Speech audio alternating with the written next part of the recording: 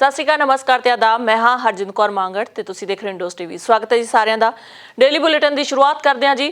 Sydney ਦੇ ਇੱਕ school ਵਿੱਚ 6 ਮਈ ਨੂੰ ਹੋਈ ਘਟਨਾ ਤੋਂ ਬਾਅਦ ਨਿਊ ਸਾਊਥ ਵੇਲਜ਼ ਦੀ ਸਰਕਾਰ ਵੱਲੋਂ ਸਕੂਲੀ ਬੱਚਿਆਂ ਦੇ ਕਿਰਪਾਨ ਪਹਿਨਣ ਤੇ ਪਾਬੰਦੀ ਲਗਾ ਦਿੱਤੀ ਗਈ ਸੀ। ਇਸ ਫੈਸਲੇ ਦੇ ਵਿਰੋਧ ਵਿੱਚ ਸਿੱਖ ਭਾਈਚਾਰੇ ਦੇ ਲੋਕਾਂ ਵਿੱਚ ਕਾਫੀ ਰੋਸ ਸੀ ਅਤੇ ਇਸ ਨੂੰ ਹੱਲ ਕਰਵਾਉਣ ਲਈ ਸਿੱਖ ਭਾਈਚਾਰੇ ਦੀ ਨੁਮਾਇੰਦਗੀ ਆਸਟ੍ਰੇਲੀਅਨ ਸਿੱਖ ਐਸੋਸੀਏਸ਼ਨ ਕਰ ਰਹੀ ਸੀ। ਕਿਰਪਾਨ ਤੇ ਲੱਗੀ ਅਸਥਾਈ ਪਾਬੰਦੀ ਸਿੱਖ ਸੰਗਤ ਲਈ ਗੰਭੀਰ ਮੁੱਦਾ ਸੀ। ਆਸਟ੍ਰੇਲੀਅਨ ਸਿੱਖ ਐਸੋਸੀਏਸ਼ਨ ਦੀ ਮਿਹਨਤ ਅਤੇ ਲੰਮੇ ਸਮੇਂ ਤੋਂ ਚੱਲ ਰਹੀ ਪੈਰਵਾਈ ਹੁਣ ਰੰਗ ਲਿਆਉਂਦੀ ਨਜ਼ਰ ਆ ਰਹੀ ਹੈ। ਸਰਕਾਰ ਅਤੇ ਆਸਟ੍ਰੇਲੀਅਨ ਸਿੱਖ ਐਸੋਸੀਏਸ਼ਨ ਵਿੱਚ ਲੰਮੇ ਸਮੇਂ ਤੋਂ ਗੱਲਬਾਤ ਚੱਲ ਰਹੀ ਸੀ। ਇਸ ਸੰਬੰਧੀ ਕੀ ਗੱਲਬਾਤ ਹੋਈ ਹੈ, ਜ਼ਿਆਦਾ ਜਾਣਕਾਰੀ ਲਈ ਸਾਡੇ ਨਾਲ ਫੋਨ ਲਾਈਨ ਤੇ ਮੌਜੂਦ ਨੇ ਅਮਨਦੀਪ ਸਿੰਘ ਸਿੱਧੂ, ਜੋ ਕਿ ਪੰਜਾਬੀ ਕਮਿਊਨਿਟੀ ਦੇ ਉੱਘੇ ਸਮਾਜ ਸੇਵੀ ਹਨ ਅਤੇ ਹਰਮਨ ਰੇਡੀਓ ਦੇ CEO ਨੇ ਤੇ ਐਨਜ਼ੈਕ ਦੇ ਸਾਬਕਾ ਪ੍ਰਧਾਨ। ਬਹੁਤ-ਬਹੁਤ ਸਵਾਗਤ ਹੈ ਅਮਨਦੀਪ ਸਿੰਘ ਜੀ ਤੁਹਾਡਾ ਇੰਡੋਜ਼ ਟੀਵੀ ਤੇ। जी बहुत धन्यवाद हरजिंद। सारे इंडोज टीवी देखने वाले दर्शकों को बहुत प्यार भरी सत श्री अकाल। ਅਮਨਦੀਪ ਸਿੰਘ ਜੀ, ਮੀਟਿੰਗ ਦੇ ਵਿੱਚ ਤੁਸੀਂ ਮੌਜੂਦ ਸੀ ਕੱਲ ਜਦੋਂ ਕਿਰਪਾਨ ਦੇ ਮੁੱਦੇ ਤੇ ਗੱਲਬਾਤ ਹੋਈ ਹੈ ਜੀ। ਜੀ ਸੋ ਸਾਡੇ ਦਰਸ਼ਕਾਂ ਨੂੰ ਦੱਸੋ ਜੀ ਕੀ ਗੱਲਬਾਤ ਹੋਈ ਹੈ, ਕਿਉਂਕਿ ਸਿੱਖ ਭਾਈਚਾਰੇ ਦੇ ਵਿੱਚ ਇਹ ਕਾਫੀ ਗੰਭੀਰ ਮੁੱਦਾ ਬਣਿਆ ਹੋਇਆ ਸੀ। हाँ जी हरजिंद, इस बारे मैं बहुता कुछ नहीं कह सकता क्योंकि हजे रिटन पॉलिसी जी डिपार्टमेंट ने भेजनी है, पर कल जी अनाउंसमेंट की गई थी जिस New South Wales education department, minister of education, साडे लोकल MP गुरमीत सिंह ਅਤੇ मल्टीकल्चरल मिनिस्टर्स ਦਾ ਸਾਰਾ ਵਫਦ ਸ਼ਾਮਲ ਸੀ। ਇਸ ਤੋਂ ਇਲਾਵਾ 40 ਦੇ ਕਰੀਬ ਸਾਡੇ ਜਿਹੜੇ ਕਮਿਊਨਿਟੀ ਮੈਂਬਰਸ ਵੀ ਸਨ ਸਾਡੇ ਗਰੁੱਪ ਤੋਂ ਇਲਾਵਾ। ਸੋ ਉਹਨਾਂ ਦੇ ਸਾਹਮਣੇ ਸਾਰਿਆਂ ਦੇ ਗਵਰਨਮੈਂਟ ਨੇ ਆਪਣੀ ਪੋਜੀਸ਼ਨ ਦੱਸੀ ਹੈ ਕਿ ਅਸੀਂ ਜਿਹੜੀ ਪਾਲਿਸੀ ਆ ਜਿਹੜੀ ਤਿਆਰ ਕੀਤੀ ਆ ਉਸ ਨੂੰ ਲਾਗੂ ਕਰਾਂਗੇ। 4 ਅਕਤੂਬਰ ਜਿਹੜੀ ਚੌਥੀ ਟਰਮ ਦੇ ਵਿੱਚ ਉਹ ਲਾਗੂ ਹੋਵੇਗੀ। ਇਹ ਸਿਰਫ ਬੱਚਿਆਂ ਵਾਸਤੇ ਹੋਵੇਗੀ ਤੇ ਇਸ ਦੀ ਜਿਹੜੀ ਵਰਡਿੰਗ ਆ ਉਹ ਕੁਝ ਦਿਨਾਂ ਤੱਕ ਆ ਜਾਏਗੀ ਤੇ ਉਸ ਤੋਂ ਬਾਅਦ ਉਸਨੂੰ ਅਕਾਲ ਤਖਤ ਸਾਹਿਬ ਦੇ ਜਿਹੜਾ ਕੁਝ ਵਾਸਤੇ ਭੇਜ ਦਿੱਤਾ ਜਾਵੇਗਾ ਤੇ ਉਹਨਾਂ ਦੇ ਓਪੀਨੀਅਨ ਵਾਸਤੇ ਵੀ। ਸੋ ਹਜੇ ਫਿਲਹਾਲ ਇੰਨੀ ਕੁ ਹੀ ਇਨਫੋਰਮੇਸ਼ਨ, ਡਿਟੇਲ ਜਿਹੜੀ ਹੈ ਉਹ ਜਦੋਂ ਉਹਨਾਂ ਦੀ ਪਾਲਿਸੀ ਰਿਲੀਜ਼ ਹੋਏਗੀ ਉਦੋਂ ਹੋਏਗੀ। ਪਰ ਮੇਨ ਇਹੀ ਗੱਲ ਹੈ ਕਿ 16.5 ਸੈਂਟੀਮੀਟਰ ਟੋਟਲ ਕਿਰਪਾਨ ਜੀ ਗਾਤਰੇ ਨੂੰ ਸਿਉਣ ਲਾ ਕੇ ਉਹਨੂੰ ਸੇਫ ਬਣਾਇਆ ਜਾਏਗਾ। ਜੀ ਸਿੱਧੂ ਸਾਹਿਬ, ਇਹ ਸਿਰਫ ਸੂਬਾ ਨਿਊ ਸਾਊਥ ਵੇਲਜ਼ ਦੇ ਵਿੱਚ ਹੀ ਰੂਲ ਐਂਡ ਰੈਗੂਲੇਸ਼ਨ ਲਾਗੂ ਹੋਣਗੇ ਜਾਂ ਫਿਰ ਆਸਟ੍ਰੇਲੀਆ ਦੇ ਸਾਰੇ ਸੂਬਿਆਂ ਦੇ ਵਿੱਚ ਹੋਣਗੇ? ਹਾਂਜੀ, ਇਹ ਸਿਰਫ ਨਿਊ ਸਾਊਥ ਵੇਲਜ਼ ਸਕੂਲੀ ਬੱਚਿਆਂ ਦੇ ਉੱਤੇ ਸਕੂਲ ਦੇ ਤਰ੍ਹਾਂ ਹੀ ਲਾਗੂ ਹੋਣਗੇ ਕਿਉਂਕਿ ਮਸਲਾ ਗਨਵੁੱਡ ਸਿਡਨੀ ਦੇ ਵਿੱਚ ਆਇਆ ਸੀਗਾ। ਸੋ ਇਹ ਜਿਹੜੀ ਐਜੂਕੇਸ਼ਨ ਹੈ, ਵਰਕ ਸੇਫ ਹੈ, ਇਹ ਸਾਰੇ ਸੂਬਿਆਂ ਦੇ ਮੈਟਰ ਨੇ। ਸੋ ਫਿਲਹਾਲ ਇਹ ਸਿਰਫ ਨਿਊ ਸਾਊਥ ਵੇਲਜ਼ ਦੀ ਸਰਕਾਰ ਨੇ ਇਹ ਉਦਮ ਚੱਕਿਆ ਤਾਂ ਕਿ ਸਾਰੇ ਸੇਫ ਰਹਿਣ ਔਰ ਸਾਡੀ ਜਿਹੜੀ ਧਾਰਮਿਕ ਭਾਵਨਾਵਾਂ ਉਹ ਵੀ ਬਰਕਰਾਰ ਰਹਿਣ। ਜੀ, ਤੁਹਾਨੂੰ ਸਰਕਾਰ ਦੇ ਰਵੱਈਏ ਤੋਂ ਕਿਹੋ ਜਿਹੀ ਉਮੀਦ ਲੱਗਦੀ ਹੈ? ਕੀ ਵਿਚਾਰ ਵਟਾਂਦਰਾ ਹੋਇਆ ਜੀ? ਕੀ ਕੁਝ ਅਜਿਹੇ ਰੂਲ ਐਂਡ ਰੈਗੂਲੇਸ਼ਨ ਬਣਾਏ ਗਏ ਨੇ ਕਿਰਪਾਨ ਦੇ ਮੁੱਦੇ ਨੂੰ ਲੈ ਕੇ?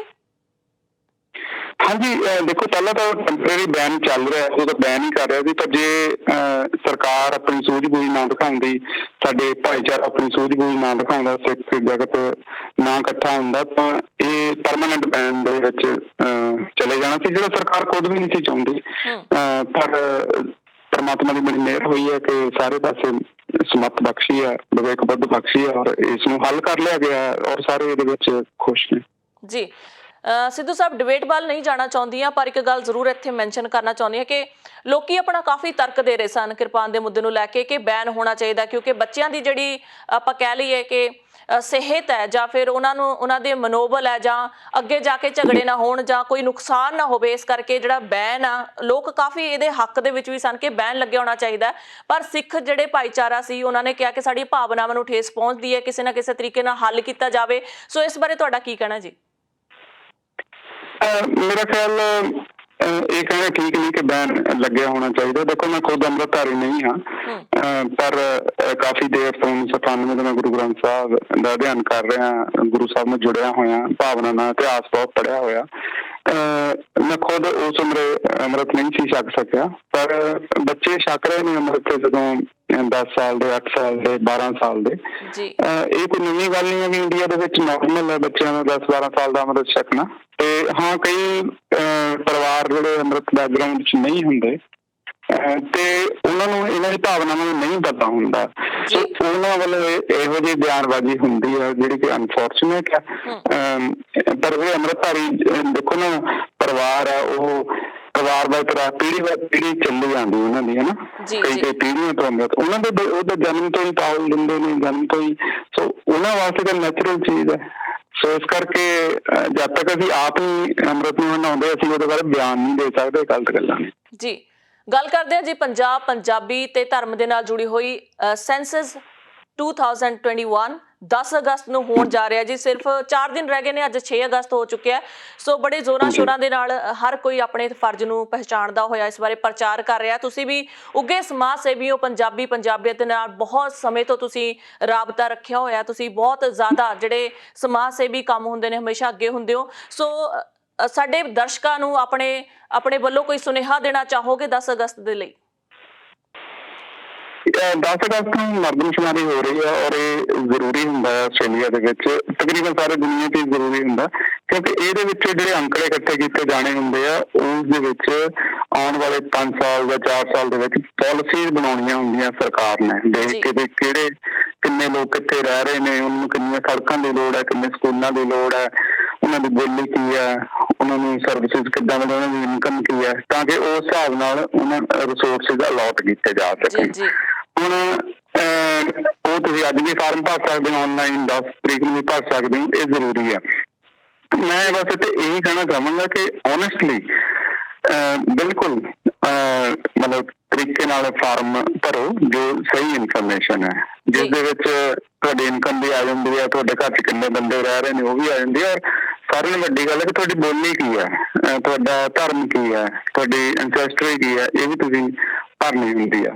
ਹੁਣ ਇਹ 3 ਮੇਨ ਮੁੱਦੇ ਜਿਹੜੇ ਆ ਇਹ ਆਪਾਂ ਪ੍ਰਚਾਰ ਕਰਦੇ ਹਾਂ ਕਿ ਪਹਿਲੇ ਸਮਿਆਂ ਦੇ ਵਿੱਚ ਅਸੀਂ ਸਿੱਧਾ ਹੀ ਭਰ ਦਿੰਦੇ ਹੁੰਦੇ ਸੀਗੇ, ਸਾਡੀ ਬੋਲੀ ਵੀ ਇੰਡੀਅਨ ਕੋਈ ਬੋਲੀ ਨਹੀਂ ਹੈਗੀ, ਤੇ ਇੰਡੀਆ ਦੇ ਵਿੱਚ 1600 ਭਾਸ਼ਾਵਾਂ ਨੇ, ਔਰ ਸਾਨੂੰ ਮੌਕਾ ਮਿਲਦਾ ਆਪਣੀ ਭਾਸ਼ਾ ਨੂੰ ਚੁਣਨ ਦਾ, ਜੇ ਮਿਲਦਾ ਤਾਂ ਵਾਈ ਨਾਟ, ਉਹਨਾਂ ਨੇ ਖਾਨਾ ਦਿੱਤਾ ਹੋਇਆ।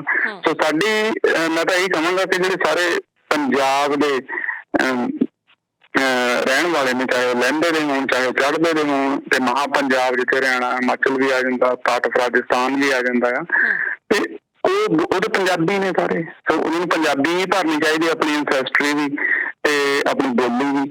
ਹੁਣ ਉਹਦੇ ਵਿੱਚ ਡਾਇਲੈਕਟ ਵੱਖਰੇ ਹੁੰਦੇ ਨੇ, ਕੋਈ ਡੋਗਰੀ ਬੋਲਦਾ, ਕੋਈ ਪੋਠੋਹਾਰੀ ਬੋਲਦਾ, ਪਰ ਉਹ ਪੰਜਾਬੀ ਦੀ ਬਣ ਗਈਆਂ ਨੇ, ਈਵਨ ਹਰਿਆਣਵੀ ਵੀ ਪੰਜਾਬੀ ਦੀ ਬਣ ਗਈ ਆ। ਤੇ ਜਿਹੜੀ ਲਿਪੀ ਆ, ਕੋਈ ਸ਼ਾਹਮੁਖੀ ਲਿਖ ਰਿਹਾ, ਕੋਈ ਦੇਵਨਾਗਰੀ ਲਿਖ ਰਿਹਾ, ਕੋਈ ਗੁਰਮੁਖੀ ਲਿਖ ਰਿਹਾ, ਸੋ ਉਹ ਵੀ ਆਪਾਂ ਪੰਜਾਬੀ ਭਰਨੀ ਆ। ਸੋ ਉਹਦੇ ਨਾਲ ਕੀ ਆ ਵੀ ਜਿਹੜੇ ਰਿਸੋਰਸਿਸ ਆ ਉਹਨੂੰ ਪਤਾ ਲੱਗੇਗਾ ਕਿੰਨੇ ਪੰਜਾਬੀ ਭਾਸ਼ਾ ਨੂੰ ਬੋਲਣ ਵਾਲੇ ਨੇ ਇੱਥੇ, ਤੇ ਉਸ ਹਿਸਾਬ ਨਾਲ ਉਹ ਰਿਸੋਰਸਿਸ ਅਲਾਟ ਹੋਣਗੇ। ਤੇ ਏਦਾਂ ਹੀ ਧਰਮ ਹੈ, ਜਿਹੜਾ ਧਰਮ ਤੁਸੀਂ ਅਗਰ ਵੈਸੇ ਫੋਲੋ ਕਰਨਾ ਚਾਹੀਦਾ, ਕਰਦੇ ਆ, ਕਈ ਨਹੀਂ ਵੀ ਕਰਦੇ, ਉਹ ਨਾ ਵੀ ਭਰਨ, ਪਰ ਜਿਹੜਾ ਧਰਮ ਆਪਣਾ ਮੂਲ ਧਰਮ ਹੈ, ਕੋਈ ਹਿੰਦੂ ਹੈ, ਸਿੱਖ ਹੈ, ਮੁਸਲਮਾਨ ਹੈ, ਉਹਨੂੰ ਜ਼ਰੂਰ ਭਰਨਾ ਚਾਹੀਦਾ। ਉਸ ਹਿਸਾਬ ਨਾਲ ਜਿਹੜੀਆਂ ਰਿਲੀਜੀਅਸ ਐਕਟੀਵਿਟੀਜ਼ ਹੋਣੀਆਂ ਨੇ, ਜਾਂ ਕਿਉਂਕਿ ਦੇਖੋ ਰਿਲੀਜਨ ਨੂੰ, ਧਰਮ ਨੂੰ ਜੁਗਾਂ ਜੁਗਾਂਤਰਾਂ ਤੋਂ, ਔਰ ਹੁਣ ਸਰਕਾਰ ਵੀ ਇਸ ਚੀਜ਼ ਨੂੰ ਐਕਨੋਲੇਜ ਕਰਦੀ ਹੈ ਸਾਰੇ ਪਾਸੇ ਕਿ ਮੈਂਟਲ ਹੈਲਥ ਨਾਲ ਸਿੱਧਾ ਰਿਲੇਟਡ ਹੈ, ਇਹ ਰਾਹਤ ਮਿਲਦੀ ਹੈ ਧਰਮ ਤੋਂ। ਗੁਰਦੁਆਰਾ ਸਾਹਿਬ ਜਾ ਕੇ, ਚਰਚ ਜਾ ਕੇ, ਮੰਦਿਰ ਜਾ ਕੇ ਬੰਦਾ ਰਿਲੈਕਸ ਹੁੰਦਾ ਆ, ਗੋਲੀਆਂ ਤੋਂ ਬਚਾਅ ਹੁੰਦਾ, ਡਿਪਰੈਸ਼ਨ ਤੋਂ ਬਚਾਅ ਹੁੰਦਾ। ਸੋ ਇਹ ਇਫੈਕਟ ਹੈ, ਔਰ ਉਸ ਹਿਸਾਬ ਨਾਲ ਉਹ ਜਿਹੜੇ ਇੰਸਟੀਟਿਊਸ਼ਨ ਉਹਨਾਂ ਨੂੰ ਸਪੋਰਟ ਕਰਨੀਆਂ ਗੌਰਮੈਂਟ, ਜਾਂ ਜੇ ਮਤਲਬ ਮੈਂ ਫੋਰ ਐਗਜ਼ਾਮਪਲ ਤੁਹਾਨੂੰ ਦੱਸਦਾ ਕਿ ਕਿਸੇ ਨਵੇਂ ਇਲਾਕੇ ਦੇ ਵਿੱਚ ਸੁਡਮੀਜ਼ ਭਾਈਚਾਰਾ ਜ਼ਿਆਦਾ ਆ ਗਿਆ, ਜਾਂ ਪੰਜਾਬੀ ਸਿੱਖ ਭਾਈਚਾਰਾ ਜ਼ਿਆਦਾ ਆ ਗਿਆ, ਤੇ ਕੱਲ ਨੂੰ ਸਰਕਾਰ ਚਾਹੇਗੀ ਕਿ ਤੇ ਇਹਨਾਂ ਨੂੰ ਪਲੇਸ ਆਫ ਵਰਸ਼ਿਪ ਚਾਹੀਦਾ ਆ, ਤੇ ਉਹ ਫਿਰ ਆਪਣੀ ਪਾਲਿਸੀ ਦੇ ਵਿੱਚ ਉਹ ਅਲਾਟ ਕਰਨਗੇ ਤੇ ਹਾਂ ਵੀ ਇੱਥੇ ਬਣ ਸਕਦਾ ਆ। ਸੋ ਇਹੋ ਜਿਹੀਆਂ ਪਾਲਿਸੀਆਂ ਬਣਦੀਆਂ ਨੇ ਇਹਨਾਂ ਅੰਕੜਿਆਂ ਤੋਂ ਬਾਅਦ।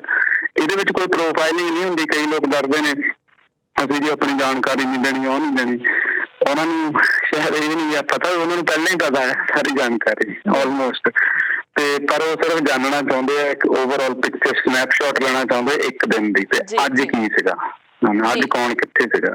ਸਿੱਧੂ ਸਾਹਿਬ, ਇੱਕ ਬੜੀ ਗੱਲਬਾਤ ਜਿਹੜੀ ਲੋਕਾਂ ਵੱਲੋਂ ਆ ਰਹੀ ਹੈ ਕਿ ਇਹ ਜਿਹੜਾ ਸੈਂਸਸ ਆ 10 ਤਰੀਕ ਨੂੰ ਹੀ ਭਰਨਾ ਜ਼ਰੂਰੀ ਹੈ, ਜਦ ਕਿ ਪੇਪਰਾਂ ਦੇ ਉੱਤੇ ਜਾਂ ਮੀਡੀਆ ਵੱਲੋਂ ਪ੍ਰਚਾਰ ਕੀਤਾ ਜਾ ਰਿਹਾ ਕਿ 10 ਅਗਸਤ ਦੀ ਸ਼ਾਮ ਨੂੰ ਤੁਸੀਂ ਇਹ ਪੇਪਰ ਭਰਨੇ ਨੇ। ਪਰ ਅਜੇ ਵੀ ਲੋਕਾਂ ਦੇ ਵਿੱਚ ਇਸ ਨੂੰ ਲੈ ਕੇ ਭੰਬਲ ਭੂਸਾ ਬਣਿਆ ਹੋਇਆ ਕਿ ਬਾਕੀ 10 ਅਗਸਤ ਨੂੰ ਭਰਨਾ ਜਾਂ ਇਹ ਤੋਂ ਵੀ ਪਹਿਲਾਂ ਭਰ ਸਕਦੇ ਆ। ਨਹੀਂ, ਤੁਸੀਂ ਪਿਛਲੇ ਹਫ਼ਤੇ ਵੀ ਭਰ ਸਕਦੇ ਸੀ, ਅੱਜ ਵੀ ਭਰ ਸਕਦੇ ਹੋ। ਜੇ ਤੁਸੀਂ 10 ਤਰੀਕ ਨੂੰ ਕਿਤੇ ਜਾ ਰਹੇ ਹੋ, ਨਹੀਂ ਭਰ ਸਕਦੇ, ਤਾਂ ਆਨਲਾਈਨ ਜਾਓ, ਆਪਣਾ ਨੰਬਰ ਦਿਓ, ਐਡਰੈਸ ਦਿਓ, ਤੇ ਤੁਹਾਨੂੰ ਉਸੇ ਵੇਲੇ ਤੁਸੀਂ ਭਰ ਸਕਦੇ ਹੋ। 15 ਮਿੰਟ ਲੱਗਦੇ ਨੇ, ਲੋਕੀ ਭਰ ਵੀ ਰਹੇ ਨੇ।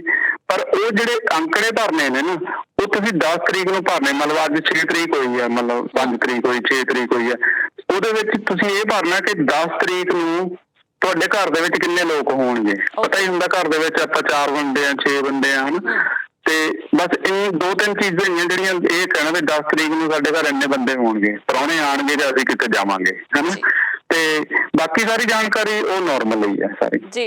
ਤਕਰੀਬਨ ਹੁਣ ਸਾਰੇ ਘਰਾਂ ਦੇ ਵਿੱਚ ਹੀ ਫਾਰਮ ਆ ਗਏ ਹੋਣੇ ਨੇ ਇਸ ਸੰਬੰਧੀ, ਕਿਉਂਕਿ ਅੱਜ ਸਿਰਫ 4 ਦਿਨ ਬਾਕੀ ਨੇ। ਕਈ ਲੋਕਾਂ ਦੇ ਇਸ ਮਨਾਂ ਦੇ ਵਿੱਚ ਇਹ ਵੀ ਸਵਾਲ ਹੈ ਜੀ, ਭਰਨਾ ਕਿਵੇਂ ਹੈ ਤੇ ਕਿਵੇਂ ਇਹਨੂੰ ਸਬਮਿਟ ਕਰਨਾ ਹੈ? ਹਾਂਜੀ, ਭਰਨਾ ਜਿਹੜਾ ਫਾਰਮ ਪੋਸਟਲ ਰਾਹੀਂ, ਵੈਸੇ ਤਾਂ ਉਹ ਭੇਜਦੇ ਨਹੀਂ ਹੈਗੇ, ਪੋਸਟਲ ਰਾਹੀਂ ਮੰਗਾਇਆ ਤਾਂ ਉਹ ਤੁਹਾਨੂੰ ਸ਼ਾਇਦ ਦੇਣਾ ਪਏਗਾ ਜਾਂ ਪੋਸਟ ਕਰਨਾ ਪਏਗਾ। ਪਰ ਜਿਹੜੇ ਆਨਲਾਈਨ ਫਾਰਮ ਹੈ ਉਹ ਤਾਂ ਤੁਸੀਂ ਉਹਨਾਂ ਦੇ ਆਨਲਾਈਨ ਜਾਓ, ਐਡਰੈਸ ਭਰੋ, ਤੁਹਾਨੂੰ ਕੋਡ ਫੋਨ 'ਚ ਆ ਜਾਂਦਾ ਤੇ ਉਹਦੇ ਭਰ ਕੇ ਉਹਦੇ ਸਬਮਿਟ ਕਰ ਦਿਓ। That's it, over and done with, ਪੂਰਾ ਹੋ ਜਾਂਦਾ। ਹਾਂਜੀ ਜੀ, ਬਹੁਤ ਵਧੀਆ ਸਿੱਧੂ ਸਾਹਿਬ, ਤੁਸੀਂ ਇਸ ਸੈਂਸਸ ਬਾਰੇ ਸਾਰੀ ਜਾਣਕਾਰੀ, ਤਕਰੀਬਨ ਸਾਰੀ ਲੋਕਾਂ ਦੇ ਸ਼ੰਕੇ ਜਿਹੜੇ ਹੈਗੇ ਦੂਰ ਕਰ ਦਿੱਤੇ ਆ, ਕਿਉਂਕਿ ਬਹੁਤ ਸਾਰੇ ਸਵਾਲ ਸੀਗੇ ਜੀ ਸੈਂਸਸ ਨੂੰ ਲੈ ਕੇ। ਤੁਸੀਂ ਇਸ ਮਾਧਿਅਮ ਰਾਹੀਂ, ਇੰਡੋਜ਼ ਟੀਵੀ ਦੇ ਮਾਧਿਅਮ ਰਾਹੀਂ ਜਿੰਨੇ ਵੀ ਦਰਸ਼ਕ ਦੇਖ ਰਹੇ ਨੇ, ਤੁਸੀਂ ਬਹੁਤ ਹੀ ਉਮਦਾ, ਬਹੁਤ ਹੀ ਸੋਹਣੀ ਜਿਹੜੀ ਜਾਣਕਾਰੀ ਦਿੱਤੀ ਹੈ। ਸੋ ਸਾਰੇ ਦਰਸ਼ਕਾਂ ਦੇ ਤਕਰੀਬਨ ਸਵਾਲ ਜਿਹੜੇ ਹੈਗੇ ਨੇ ਉਹ ਕਲੀਅਰ ਹੋ ਗਏ ਹੋਣੇ ਆ। ਅਗਲੀ ਗੱਲ ਕਰ ਲੈਂਦੇ ਆ ਜੀ ਕੋਵਿਡ-19 ਦੀ। ਆਸਟ੍ਰੇਲੀਆ ਦੇ ਵਿੱਚ ਕੋਵਿਡ-19 ਦੇ ਆਪਣੇ ਪੈਰ ਪਸਾਰੇ ਆ ਜੀ, ਖਾਸ ਕਰਕੇ ਤੁਸੀਂ ਨਿਊ ਸਾਊਥ ਵੇਲਸ ਦੇ ਵਿੱਚ ਰਹਿੰਦੇ ਹੋ। ਅੱਜ 291 ਕੇਸ ਆਏ ਨੇ ਜੀ। ਪ੍ਰੀਮੀਅਰ ਬੈਰੇਜਿਕਲਿਨ ਵੱਲੋਂ ਅੱਜ ਸਵੇਰੇ ਮੀਡੀਆ ਨੂੰ ਸੰਬੋਧਨ ਕੀਤਾ ਗਿਆ ਜੀ। 5 ਮੌਤਾਂ ਦੀ ਗੱਲ ਕੀਤੀ ਹੈ ਉਹਨਾਂ ਨੇ ਕਿਹਾ ਕਿ ਇੱਥੇ ਹੀ ਨਹੀਂ ਬਸ ਹੋ ਰਹੀ ਹੈ, ਅੱਗੇ ਆਉਣ ਵਾਲੇ ਸਮੇਂ ਦੇ ਵਿੱਚ ਹੋਰ ਜ਼ਿਆਦਾ ਕੇਸਿਸ ਪਾਏ ਜਾਣਗੇ। ਜੀ,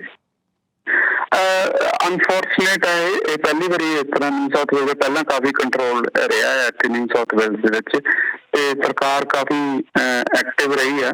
ਹਾਲਾਂਕਿ ਕੰਪੈਰੀਟਿਵਲੀ ਮੈਲਬਨ ਸ਼ਾਇਦ 6ਵਾਂ ਜਾਂ 7ਵਾਂ, ਵਿਕਟੋਰੀਆ ਵਿੱਚ ਲੋਕਡਾਊਨ ਲੱਗ ਰਿਹਾ, ਕੁਈਨਜ਼ਲੈਂਡ ਦੇ ਵਿੱਚ ਵੀ ਕਾਫੀ ਟਾਈਮ ਲੱਗਦੇ ਰਹਿੰਦੇ ਨੇ। ਹਾਂਜੀ, ਸੋ ਬਹੁਤ ਵੱਡੀ ਸਟੇਟ ਹੋਣ ਦੇ ਨਾਤੇ ਨਿਊ ਸਾਊਥ ਵੇਲਸ ਨੇ ਬਹੁਤ ਜ਼ਿਆਦਾ ਵਧੀਆ ਮੈਨੇਜ ਕੀਤਾ ਹੈ। ਪਰ ਜੇ ਆਪਾਂ ਸਕੇਲ ਤੇ ਦੇਖੀਏ, ਵਰਲਡ ਸਕੇਲ ਤੇ ਦੇਖੀਏ, ਤਾਂ ਇਹ ਨਾ ਮਾਤਰ ਕੁਛ ਵੀ ਨਹੀਂ ਹੈਗੇ। ਜੇ ਆਪਾਂ ਇੰਗਲੈਂਡ, ਅਮਰੀਕਾ, ਇਟਲੀ, ਇੰਡੀਆ ਦੇ ਕੇਸਿਸ ਦੇਖੇ, ਹੁਣ ਪਿਛਲੇ 2 ਹਫ਼ਤੇ ਪਹਿਲਾਂ ਮੈਂ ਗੱਲਬਾਤ ਕਰ ਰਿਹਾ ਸੀ ਇੰਗਲੈਂਡ, ਉੱਥੇ 23,000 ਡੇਲੀ ਪੋਜ਼ਿਟਿਵ ਕੇਸ ਆ ਰਹੇ ਨੇ। ਠੀਕ ਹੈ, ਪਰ ਉੱਥੇ ਮੈਚ ਵੀ ਚੱਲ ਰਹੇ ਨੇ, ਸਭ ਕੁਛ ਖੁੱਲਾ ਆ, ਸਭ ਕੁਛ ਨਾਰਮਲ ਹੋ ਰਿਹਾ। ਏਦਾਂ ਹੀ ਅਮਰੀਕਾ 'ਚ ਹੋ ਰਿਹਾ। ਇਹ ਜਿਹੜੇ ਉਹਨਾਂ ਕੰਟਰੀਆਂ ਨੇ ਸਮਝ ਲਿਆ ਹੈ ਕਿ ਇਹ ਕੋਵਿਡ ਨੂੰ, ਇਹ ਪੈਂਡੈਮਿਕ ਨਹੀਂ, ਹੁਣ ਇਹਨੂੰ ਫਲੂ ਵਾਂਗ ਹੀ ਟ੍ਰੀਟ ਕਰਨਾ ਪਏਗਾ। ਸਭ ਨੂੰ ਸ਼ਾਇਦ ਜਿਹਨਾਂ ਨੇ ਹਿਸਟਰੀ ਪੜ੍ਹੀ ਹੈ, ਇਤਿਹਾਸ ਪੜ੍ਹਿਆ ਕਿ 1918-19 ਵਾਲਾ ਜਿਹੜਾ ਬਿਮਾਰੀ ਆਈ ਸੀ ਹਨਾ, ਤੇ ਉਹ ਵੀ 2 ਸਾਲ ਕਾਫੀ ਏਦਾਂ ਰਹੀ ਸੀ ਬੰਦ ਕਰ। ਉਹ ਤੋਂ ਬਾਅਦ ਹੁਣ ਉਹ ਜਿਹੜਾ ਅੱਜ ਹੁਣ ਸਾਡੇ ਪਿਛਲੇ ਸਾਲਾਂ 'ਚ ਫਲੂ ਦੇ ਟੀਕੇ ਲੱਗਦੇ ਸੀ, ਉਹਦਾ ਹੀ ਉਹ ਕੰਟੀਨਿਊ ਹੈ, ਉਹ ਚੱਲ ਰਿਹਾ ਫਲੂ ਦੇ ਟੀਕੇ।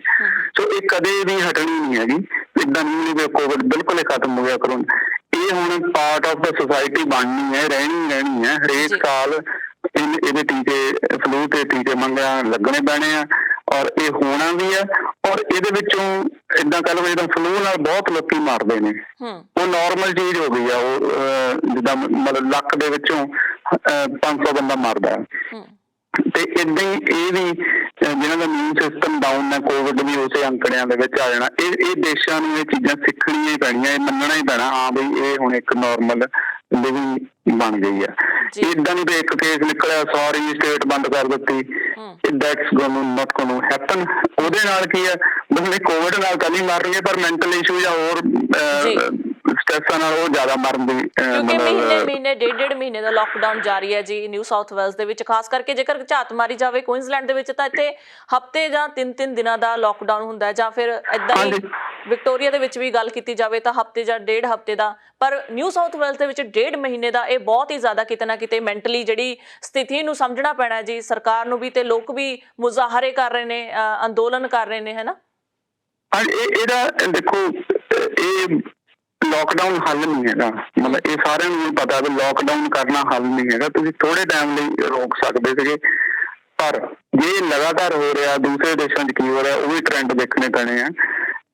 लॉकडाउन करन दे नाल ਜਿਹੜੇ ਤਾਂ ਜਿਹਨਾਂ ਤੋਂ ਸਰਕਾਰੀ ਤਨਖਾਹਾਂ ਮਿਲਦੀਆਂ ਨੇ ਹਨਾ, ਜੋਬਾਂ ਪੱਕੀਆਂ ਨੇ, ਉਹਨਾਂ ਲਈ ਤਾਂ ਕੋਈ ਪ੍ਰੋਬਲਮ ਨਹੀਂ ਹੈਗੀ। ਪਰ ਜਿਹੜੇ ਵਿਚਾਰੇ ਕੈਜੂਅਲ ਨੇ, ਜਿਹਨਾਂ ਨੂੰ ਜੋਬ ਲੱਭਣੀ ਹੈ, ਸਟੂਡੈਂਟ ਹੈ, ਕਿਸੇ ਨੇ ਵਿਆਹ ਕਰਾਉਣਾ ਆ, ਮੈਰਿਜ ਨਹੀਂ ਹੋ ਰਹੀ ਹਨਾ, ਫੰਕਸ਼ਨ ਨਹੀਂ ਕੋਈ ਹੋ ਰਿਹਾ, ਪੰਜਾਬ ਜਿਹੜੇ ਸਾਰਿਆਂ ਨਾਲੋਂ ਵੱਧ ਨੁਕਸਾਨ ਜਿਹੜੇ ਓਨ ਬਿਜ਼ਨਸ ਹੈ, ਬਿਜ਼ਨਸ ਓਨ ਕਰਦੇ ਨੇ, ਪੈਸੇ ਜਿਨ੍ਹਾਂ ਦੇ ਲੱਗੇ ਹੋਏ ਨੇ, ਮਤਲਬ ਸਾਰੀ ਉਮਰ ਦੀਆਂ ਕਮਾਈਆਂ ਲੱਗੀਆਂ ਹੋਈਆਂ, ਉਹ ਸਾਰਿਆਂ ਨਾਲੋਂ ਵੱਧ ਸਫਰ ਉਹ ਕਰ ਰਹੇ ਨੇ ਲੋਕਡਾਊਨ ਦੇ ਵਿੱਚ ਹਨਾ। ਜਿਹੜੇ ਤਨਖਾਹਾਂ ਤੇ ਸਰਕਾਰੀ ਤਨਖਾਹਾਂ ਦੇ ਪੈਸਿਆਂ ਦੇ ਬੈਠੇ ਉਹਨਾਂ ਨੂੰ ਤਾਂ ਫਰਕ ਹੀ ਨਹੀਂ ਕੋਈ, ਉਹ ਤਾਂ ਸਭ ਨੂੰ ਮੌਜਾਂ ਲੱਗੀਆਂ ਹੋਈਆਂ ਨੇ। ਹਾਂ, ਈਵਨ ਕਿ ਤੁਸੀਂ ਬੱਚਿਆਂ ਨੂੰ ਦੇਖ ਲਓ, ਬੱਚੇ ਕਹਿੰਦੇ ਨਜ਼ਾਰੇ ਆ, ਸਕੂਲ ਨਹੀਂ ਜਾਣਾ ਪੈ ਰਿਹਾ, ਤਾਂ ਲੱਗਾ ਹੀ ਰਵੇ, ਉਹਦਾ ਅਰਦਾਸਾਂ ਕਰਦੇ ਆ ਬੱਚੇ ਤਾਂ। ਸੋ ਇਸ ਕਰਕੇ ਇਸ ਸਰਕਲ ਦੇ ਵਿੱਚੋਂ ਸਰਕਾਰਾਂ ਨੂੰ ਨਿਕਲਣਾ ਹੀ ਪੈਣਾ ਹੈ, ਕਿਉਂਕਿ ਸਰਕਾਰਾਂ ਕੋਲ ਵੀ ਪੈਸੇ ਮੁੱਕ ਜਾਣੇ ਆ ਟੈਕਸ ਦੇ। ਟੈਕਸ ਵੀ ਤਾਂ ਬਿਜ਼ਨਸ ਦਊਗਾ, ਤਾਂ ਹੀ ਉਹਨਾਂ ਦੀ ਤਨਖਾਹਾਂ ਚੱਲੂਗੀਆਂ। ਸੋ ਇਸ ਕਰਕੇ ਇਹ ਟੈਕਟਿਕ ਜਿਹੜੇ ਆ ਇਹ ਬਦਲਣੇ ਪੈਣੇ ਆ, ਔਰ ਬਦਲ ਲਏ ਆ। ਤੁਸੀਂ ਸਰਕਾਰ ਦਾ ਨੈਰੇਟਿਵ ਦੇਖੋ, ਸਰਕਾਰ ਦੀ ਟੋਨ ਦੇਖੋ, ਔਰ ਉਹ ਕਹਿ ਰਹੇ ਨੇ ਸਾਡੇ ਨਿਊ ਸਾਊਥ ਵੇਲਸ ਹੁਣ ਡੇਲੀ 80 ਤੋਂ ਲੈ ਕੇ 90,000 ਟੀਕਾ ਲੱਗ ਰਿਹਾ ਤੇ ਮੇਰੀ ਹੈਲਥ ਡਿਪਾਰਟਮੈਂਟ ਦੇ ਅਫੀਸ਼ੀਅਲ ਨਾਲ ਗੱਲ ਹੋ ਰਹੀ ਸੀ ਪਰਸੋਂ, ਇੱਥੇ ਲਾਂਚ ਕੀਤਾ ਉਹਨੇ 20 ਭਾਸ਼ਾਵਾਂ ਦੇ ਵਿੱਚ ਇਨਫੋਰਮੇਸ਼ਨ ਪੁਲਿਸ ਸਟੇਸ਼ਨ ਦੇ ਵਿੱਚ, ਤੇ ਉਹ ਕਹਿ ਰਹੇ ਸੀ ਵੀ ਟਾਰਗੇਟ ਹੈ ਸਾਨੂੰ ਦਿੱਤਾ ਹੈ ਵੀ ਅਸੀਂ 70 ਤੋਂ ਲੈ ਕੇ 80% ਨਿਊ ਸਾਊਥ ਵੇਲਸ ਟੀਕਾ ਲਾਉਣਾ ਹੈ, ਵੈਕਸੀਨੇਟ ਕਰਨਾ ਹੈ ਦਸੰਬਰ ਤੱਕ। ਤੇ ਉਸ ਤੋਂ ਪਹਿਲਾਂ ਸਾਡੇ ਇਮੀਗ੍ਰੇਸ਼ਨ ਮਿਨਿਸਟਰ ਨਾਲ ਵੀ 1-2 ਮੀਟਿੰਗਾਂ ਹੋਈਆਂ ਇਸ ਕਿਰਪਾਨ ਦੇ ਮਾਮਲੇ, ਉਹਦੇ ਵਿੱਚ ਵੀ ਇਹ ਗੱਲ ਸਾਹਮਣੇ ਆਈ ਸੀ ਕਿ ਜਨਵਰੀ ਤੋਂ ਲੈ ਕੇ ਜੂਨ ਤੱਕ ਜਿਹੜੇ ਐਸੈਂਸ਼ੀਅਲ ਟਰੈਵਲ ਉਹ ਖੋਲ੍ਹਣੇ ਨੇ, ਜਿਹੜੇ ਵੀਜ਼ੇ ਲੱਗੇ ਹੋਏ ਨੇ, ਫਸੇ ਹੋਏ ਨੇ ਇੱਧਰ ਉੱਧਰ, ਤੇ ਤਕਰੀਬਨ ਜੁਲਾਈ ਨੈਕਸਟ ਈਅਰ ਤੱਕ ਫਿਰ ਨੋਰਮਲ ਜਿਹੜਾ ਆ ਉਹ ਖੁੱਲ ਜਾਣਾ। ਪਰ ਸ਼ਰਤ ਇਹ ਹੈ ਕਿ 80% ਟੀਕੇ ਜੇ ਦਸੰਬਰ ਤੱਕ ਲੱਗ ਜਾਣ ਤਾਂ। ਸੋ ਬਹੁਤ ਸਾਰੇ ਜਿਹੜੇ ਪੰਜਾਬੀ ਹੈ ਸਾਡੇ, ਤੁਹਾਡੇ ਵੀ ਦਰਸ਼ਕ ਹੈ, ਸਾਰੇ ਸੁਣਦੇ ਆ, ਮੈਨੂੰ ਸਮਝ ਨਹੀਂ ਆਉਂਦੀ ਵੇਟ ਕਰ ਲੈ ਕਰ, ਉਹ ਦੇਖ ਲਵਾਂਗੇ ਫੇਰ ਕਰ ਲਵਾਂਗੇ, ਨਹੀਂ ਇਸ ਚੀਜ਼ ਨੂੰ ਲੈ ਕੇ ਜੀ, ਇਸ ਚੀਜ਼ ਨੂੰ ਲੈ ਕੇ ਨਾ ਜੀ ਲੋਕ ਬਹੁਤ ਜ਼ਿਆਦਾ ਡਰੇ ਹੋਏ ਨੇ, ਕਿਉਂਕਿ ਪਿੱਛੇ ਜੇ ਐਸਟਰਾਜੈਨੇਕਾ ਦੀ ਖੁਰਾਕ ਲੈਣ ਦੇ ਨਾਲ ਜਿਹੜੇ ਬਲੱਡ ਕਲੌਟਸ ਬਣਦੇ ਸੀ, ਤਾਂ ਕਰਕੇ ਲੋਕ ਅਜੇ ਵੀ ਬਹੁਤ ਜ਼ਿਆਦਾ ਡਰ ਦੇ ਸਹਿਮ ਦੇ ਮਾਹੌਲ ਦੇ ਵਿੱਚ ਆ ਕਿ ਜੇਕਰ ਟੀਕਾ ਲਗਾ ਲਿਆ ਕੋਵਿਡ ਨਾਲ ਮਰਨਾ ਕਿ ਨਹੀਂ ਮਰਨਾ, ਪਰ ਟੀਕਾ ਲਵਾ ਕੇ ਜ਼ਰੂਰ ਮਰ ਜਾਵਾਂਗੇ। ਨਹੀਂ ਐਸੀ ਕੋਈ ਗੱਲ ਨਹੀਂ ਹੈਗੀ।